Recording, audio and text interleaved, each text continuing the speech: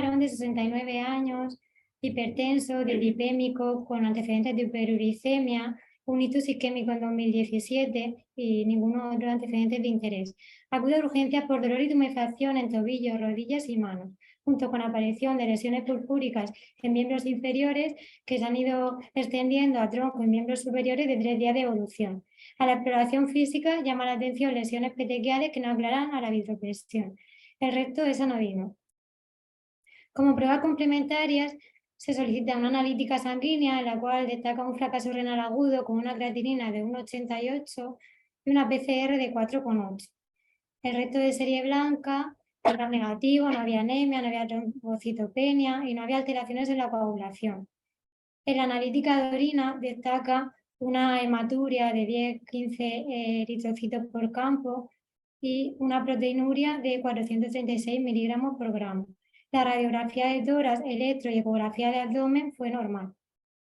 Por todo esto, nuestra principal sospecha ante un paciente con un fracaso renal agudo, un sedimento activo y unas lesiones petequiales purpúricas, se ingresa con una sospecha de una púrpura de Solingeno sin poder descartar una crioglobulinemia o una vasculitis ANCA.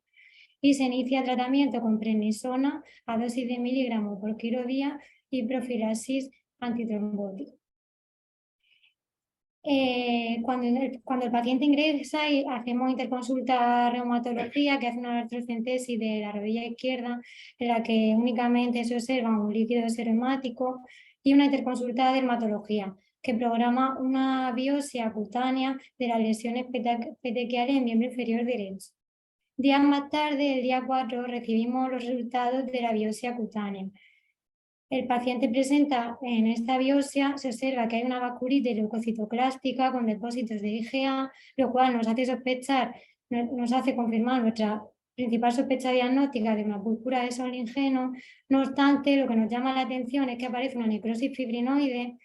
Esto, junto con unos ANCA positivos, nos hace plantearnos otras posibilidades y nos vemos obligados a biopsiar el riñón para ver si hay afectación a nivel renal para descartar una vasculitis MPO-ANCA.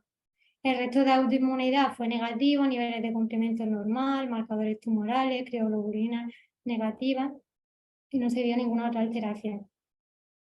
Por lo tanto, se programa biopsia renal y se inician bolus de 6-metilprednisolona 500 miligramos día, desde el día 4, 5 y 6.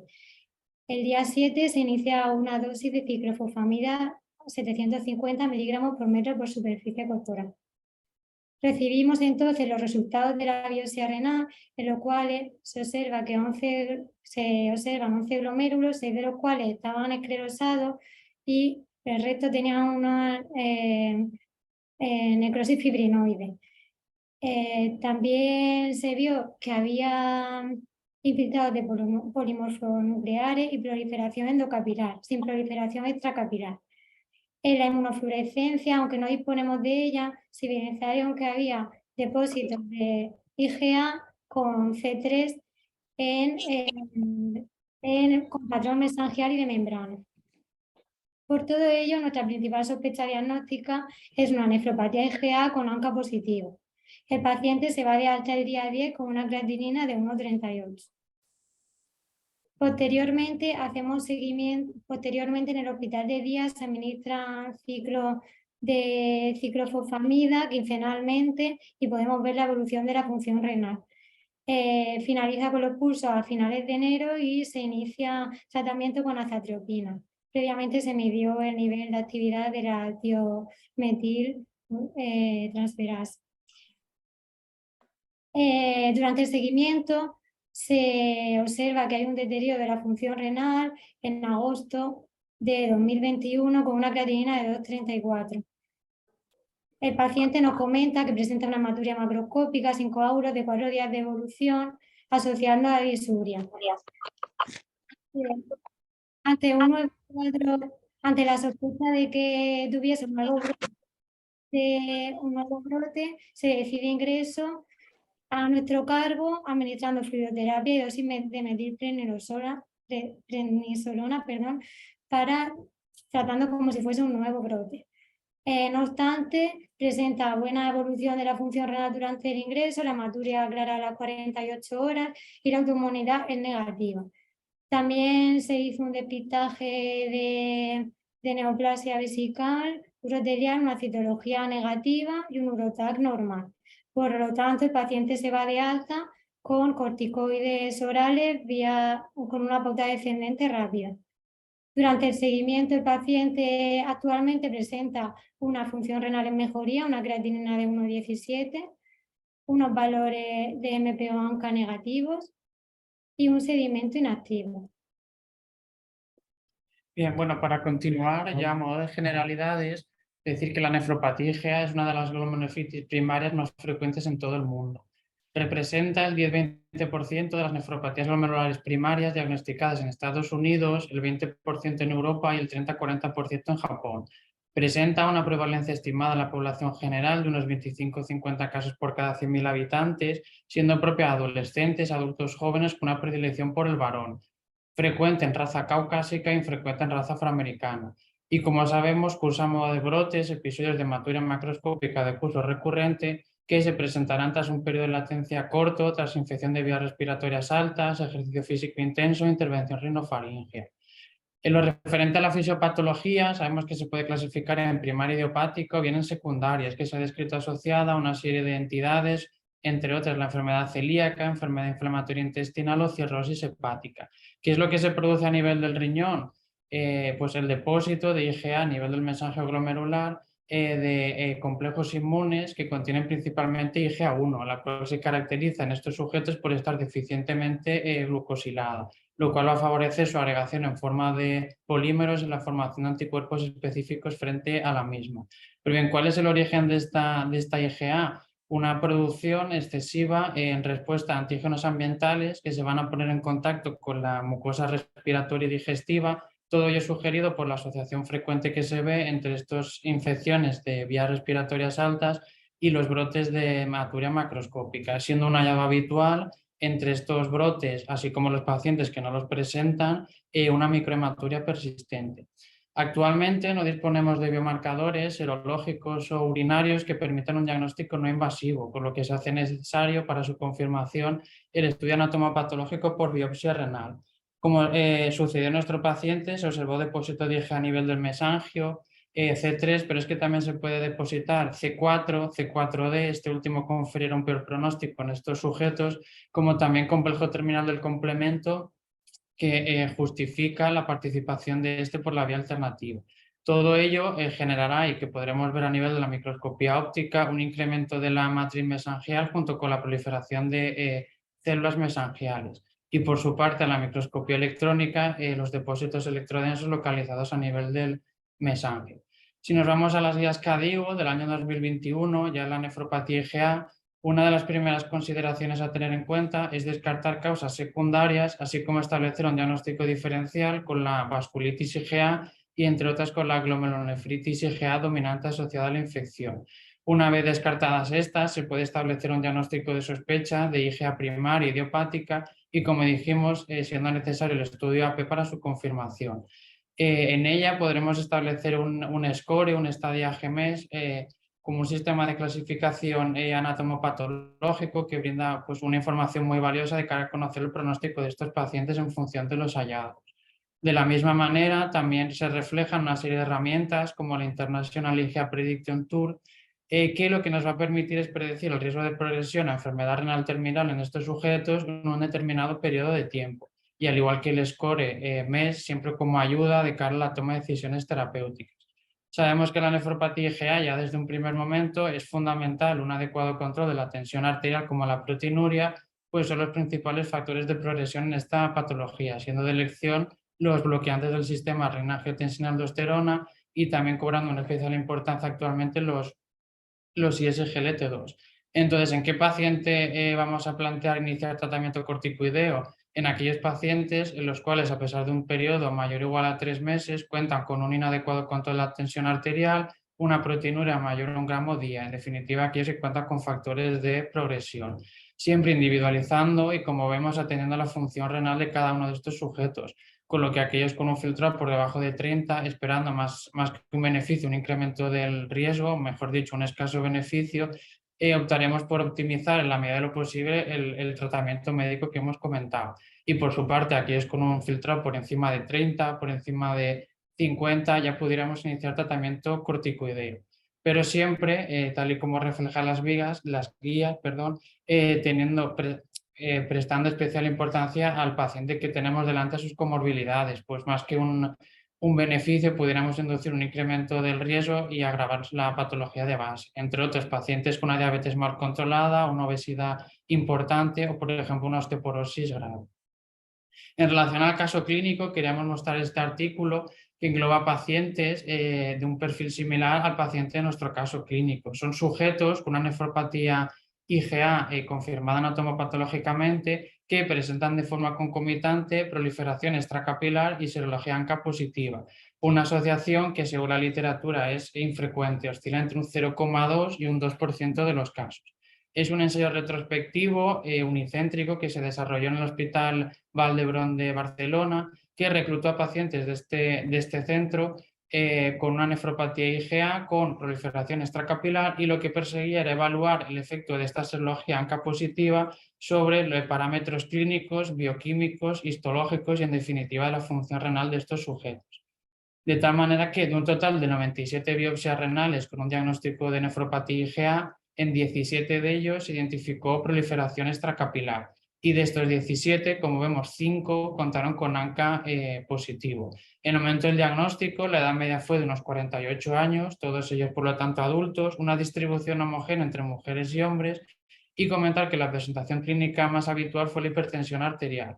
Si bien, como vemos, no se hallaron diferencias estadísticamente significativas en ambos grupos en lo referente a los parámetros clínicos.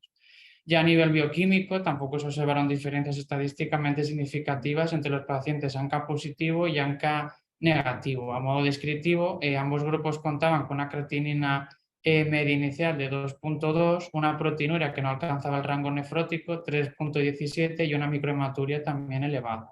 Ya por fin sí, a nivel anatomopatológico se pudieron observar diferencias estadísticamente significativas. En lo que se refiere a que el grupo de pacientes ANCA positivos sí que se observa una mayor proliferación extracapilar y un mayor grado de necrosis fibrinoide. En lo referente al tratamiento, la inmensa mayoría de los sujetos pertenecieron a un grupo u otro grupo. En la inducción recibieron bolos de corticoides junto con ciclofosfamida, y de mantenimiento la corticoterapia constituyó la principal terapia de elección. En el seguimiento, a los 6 meses como a los 12 meses, lo que se observó es una tendencia que se mantuvo en el tiempo para ambos grupos, un descenso en los niveles de creatinina sérica y por lo tanto mejoría de la función renal. Con lo que, ¿qué conclusiones se pueden extraer de este estudio? A pesar de sus limitaciones, pues la pequeña n, junto con al ser un estudio unicéntrico, que tanto los pacientes ANCA negativo como positivo presentaron una similar evolución pese a esa mayor agresividad, por así decirlo, a nivel anatomopatológico en los pacientes ANCA positivo con este tratamiento intensivo de inducción. Bien, si regresamos a las guías, ya lo referente a la vasculitis ANCA asociada, resaltar la importancia que tiene el estudio anatomopatológico, que nos va a brindar una información muy valiosa de cara a conocer el pronóstico de estos pacientes, pero si bien no ha de suponer una demora en el inicio del tratamiento corticoide inmunosupresor, como vimos en el caso de nuestro paciente, que en el mismo momento en el que ya teníamos la biopsia cutánea y los ANCA positivos, se programó la biopsia renal, inmediatamente antes inició un primer bolo de corticoides. Bien, aquí reflejan las diferentes opciones de tratamiento, detallar las que seguimos en nuestro paciente, tanto en la inducción como en el mantenimiento, al ser un paciente con nefropatía IgA, vasculitis ANCA positiva. Y aquí comentar, pues plantear la duda, la pregunta de por qué elegimos ciclofosfamida y no rituximab. Básicamente, pues recordamos que nos encontramos en plena pandemia en el año 2020, con los riesgos que conllevaba el inicio de rituximab en el caso de que nuestro paciente pues contrayera el COVID. Así como el rituximab se elige en un perfil de pacientes más niños, adolescentes, ancianos en situación de fragilidad, así como con unos ANCA PR3 positivos, que si recordamos, nuestros pacientes eran MPO positivo. y de mantenimiento similar. Se eligió el tratamiento con azathioprina versus rituximab. Entonces, para ir concluyendo, también nos preguntamos, en las pacientes con vasculitis ANCA positivo, en la inducción, aquellos que no cuentan con compromiso orgánico, se considera el uso de micofenolato mofetilo. Y nosotros nos preguntamos, ¿y en un paciente con una nefropatía IgA, qué papel tiene este? Bien, pues si nos vamos a las guías, lo que se recoge es que se considera el uso de este fármaco como ahorrador de glucocorticoides en población china. Y esto se basa en una serie de artículos y ensayos, entre otros este que queríamos reflejar aquí, reciente, de febrero de este mismo año, en el cual englobó a población china. Tras un periodo de inclusión, incluían unos 170 pacientes que se la utilizaron de forma homogénea, una proporción 1 a 1, y lo que demostró la corte de intervención en la que el tratamiento médico de soporte optimizado con fármacos antiproteinúricos se adicionó el micofenolato mofetil, lo que demostró es una disminución del riesgo de progresión a enfermedad renal terminal. Y en base a este estudio y otros, es por lo que las guías recogen que en la población china pudiera considerarse el uso de este fármaco. Ya para concluir, las ideas para llevar a casa. Los pacientes con glomerulonefritis IgA ANCA positivo presentan características intermedias entre ambas entidades. A pesar de su asociación infrecuente que comentamos descrita en la literatura, recalcar la importancia del estudio de los ANCA debido a una mayor agresividad desde el punto de vista histológico que repercutirá directamente en el pronóstico renal de estos pacientes. La positividad para los ANCA condicionará la necesidad de iniciar de forma precoz un tratamiento inmunosupresor agresivo, demorando la realización de la biopsia renal, siempre individualizando la terapia inmunosupresora en función del perfil del paciente y sus comorbilidades, y fundamental un seguimiento estrecho clínico y bioquímico que marcará la actitud terapéutica siguiente. La bibliografía que hemos utilizado y dar las gracias. Muchas gracias a los dos y muchas gracias para conseguir una presentación muy clara y en el tiempo establecido. Así que si queréis ya iniciamos con un turno de pregunta por los más servicios. Yo mientras los demás van calentando, entonces subrayar que por supuesto, más allá del tratamiento inmunosupresor, están llevando el resto del tratamiento de forma optimizada. O sea, sí que le habéis puesto ya cada dosis GLC2 a estos pacientes. Sí, le comentamos, por eso recalcar en la presentación que obviamente ya no solo la importancia del tratamiento corticoideo, sino antes pues establecer un adecuado control de la tensión, proteinura, en definitiva todos aquellos factores que nos impidan llegar a la situación de iniciar corticoterapia, inmunosupresión. Y ECAR-A2 y SGLT2 y sobre todo justificarlo pues con tal y como recoge las guías. Y otra pregunta, aprovecho, más allá, es un paciente efectivamente de alto riesgo que ha necesitado tratamiento inmunosupresor durante las varias olas de COVID. Supongo que se le habrá ofrecido y se habrá realizado la vacunación completa del COVID. Y una pregunta que quería haceros, ¿os planteáis en este tipo de pacientes que van a tratamiento que deflexionen o que modulen el sistema inmunitario, dar también tratamiento de profilaxis contra el COVID con anticuerpos monoclonales o no? Lo digo a lo mejor. No, nosotros simplemente lo que hicimos antes de iniciar el tratamiento inmunosupresor es hacer un calendario, una actualización del calendario vacunal y tener todas las vacunas en regla, incluidas las del COVID, y ya está, no administramos profilaxis. El paciente en esa época, parece ya el siglo pasado, se le pedía a ver si tenía anticuerpos por vacunales positivos. Si tiene anticuerpos por vacunales positivos, no se estaba haciendo nada, no se estaba dando anticuerpos monoclonales. Si la situación era tras vacuna, como mínimo 2 dosis de vacuna RNA, se proponía con la UEI la posibilidad de anticuerpos monoclonales, pero no fue este el caso.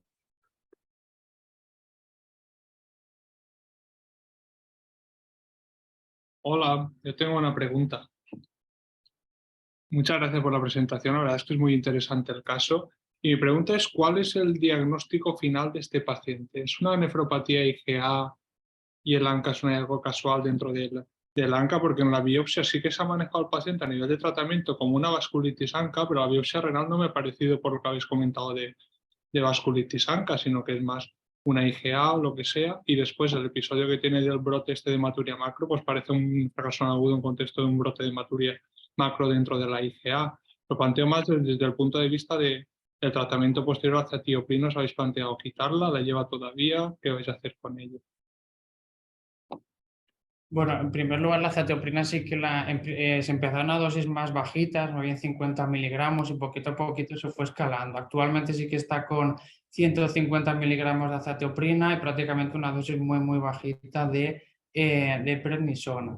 Luego, claro, el diagnóstico, lo que llamaba la atención en la primera biopsia, la cutánea, lo que no nos cuadraba y lo que nos hizo por hacer una biopsia renal fue la presencia de esa necrosis fibrinoide, porque si no ya hubiéramos tenido el diagnóstico, una vasculitis IgA, se hubiera acabado el caso, por así decirlo, o el estudio, las exploraciones complementarias. Claro, la necrosis fibrinoide, unos ANCA positivos y el miedo, la verdad, al quedarnos cortos en el tratamiento e iniciar únicamente prednisona a dosis de miligramo kilo y quedarnos ahí, la verdad es que daba respeto. De ahí el tema de la biopsia y en combinación con todo ello, la verdad es que este paciente no había una proliferación endocapilar importante, que a lo mejor la imagen no era la más representativa del caso, no teníamos acceso a más imágenes, pero la verdad es que con el miedo de que eso pudiera progresar y que ya diera la aparición de semilunas, sí que lo tratamos como una vasculitis ANCA positiva por este mismo riesgo que conllevaba a nivel anatomopatológico, en definitiva, en el pronóstico y la función renal a medio y largo plazo de este paciente. No sé si hemos contestado. Sí.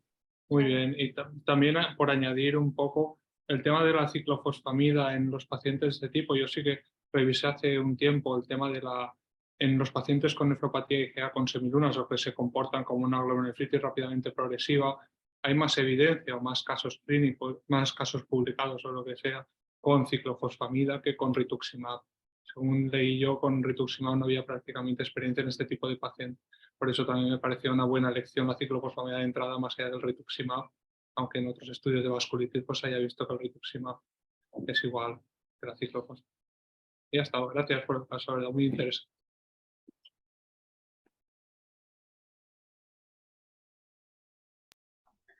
Hola, yo tengo otra pregunta, no sé si me escucha. Sí. Bueno, a mí me ha encantado el caso, enhorabuena.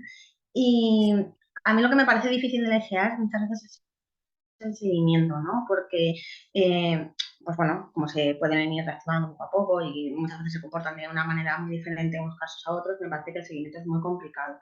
En el caso de que en vuestro paciente empezase otra vez con microhematuria, empeorase un poco la proteinuria, pero los ANCAs no subiesen, ¿cómo lo trataríais? Vale, bueno, en el caso precisamente lo hemos querido detallar porque llamó la atención ese ascenso de creatinina en el contexto de una hematuria macroscópica y básicamente por lo que comentas lo mismo, se iniciaron bolos de metilprednisolona miligramo kilo y qué es lo que hizo que no continuáramos los bolos y que pasáramos a prednisona oral alta y pauta descendente. En definitiva, la resolución de la hematuria, los ANCA negativos y la tranquilidad que clínicamente el paciente se encontraba estable.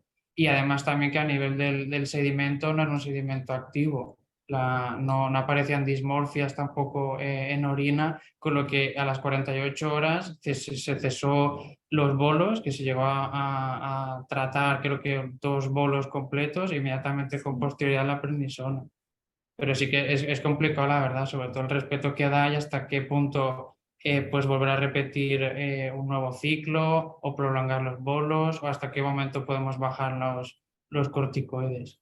En definitiva, lo que queremos también plantear es precisamente las ideas, es eso, un seguimiento estrecho del paciente con el objetivo de que no se pueda escapar nada y en el momento en el que haga otro episodio de hematuria o un seguimiento activo, estar encima y poder tratarlo y que no progrese. Me refiero a nivel de inmunosupresión. Si por ejemplo en este caso en el que solo recidivase como si solo fuese la IgA, meteríais a lo mejor micofenolato, porque aunque las series más vistas son en pacientes chinos, es porque es donde más se estudia, porque aquí tiene la normal y sedimento puesto. como screening, que yo en lo personal sí que creo que se puede utilizar en pacientes que no sean de raza asiática. Y si os planteáis eso. Bueno, siempre atendiendo al perfil del paciente, pues también se pudiera plantear como ahorrador de glucocorticoides en la situación que, por ejemplo, se planteara un paciente con diabetes, inadecuado control o con el riesgo de cuadros infecciosos, neumónicos y demás. Pero la verdad es que sí que es complicado la decisión de en qué momento iniciar o nuevamente tratamiento inmunosupresor con los corticoides, en función de la situación, perfil y comorbilidades del paciente. En este caso, como aclaró inmediatamente a las 48 horas del ingreso, la verdad es que nos dio bastante tranquilidad en ese sentido y por eso decidimos pasar de bolos a vía oral, dosis altas y pauta descendente. Gracias.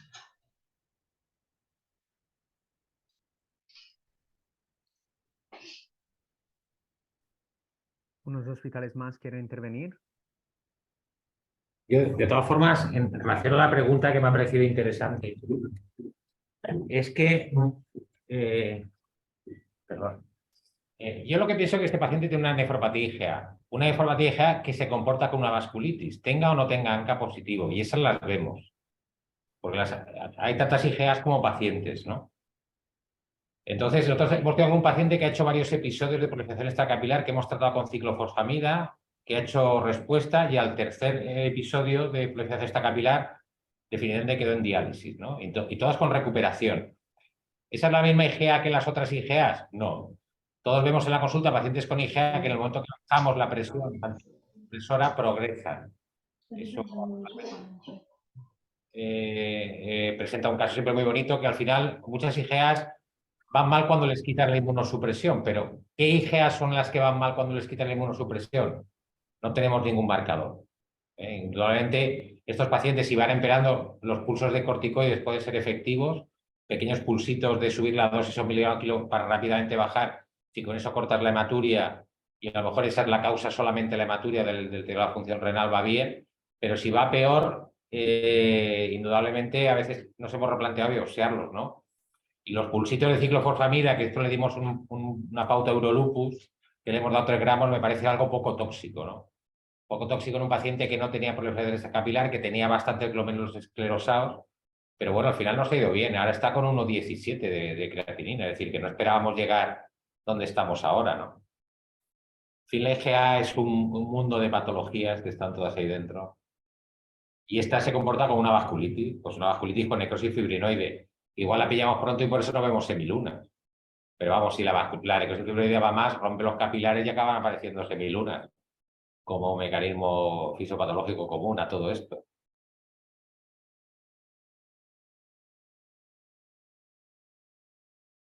Muchas gracias por la aclaración, Miguel. Una vez más, invito si hay alguien más de otros hospitales que quiera intervenir. Si así no es, agradecer a todos por la participación y, por supuesto, ya el próximo Nefroverán será después del Congreso, así que también os recuerdo de apuntaros y inscribiros al Congreso de la Valenciana el 10-11 de marzo y nos veremos en esta ocasión y si no, al siguiente Nefroverán. Muchas gracias.